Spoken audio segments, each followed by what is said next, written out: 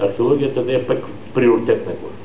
Докато не си извадиме културата на повърхността, не изградиме своите ясни маршрути, как да водиме хора, как да изкарваме пари, ние ще мечтаеме за туристи. Виждате кризите как настъпват. Разчитахме на руския турист, ама грешка като поведение. Не може културният туризъм или туризма като цяло да разчита само на една общност и на един хора. Трябва да отвориме ветрилото и този културен туризъм трябва да бъде общо понятие за културен туризъм по света.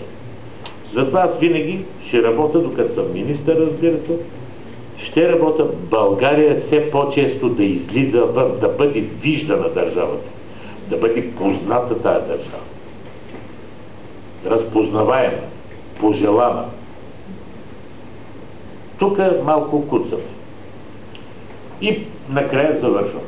Доволна ли си, госпожо, за музеите си, ги отвориме, разбира се, хубава идеята, само да измислиме една схема да работи. Някой ще отвори на век моя музей, Добре, няма. И днеска новия музей също е безплатен, пуснаха го пак. Нека от време на време. Екстра, ти работиш, ти си стар и опитен в това отношение, Бождар.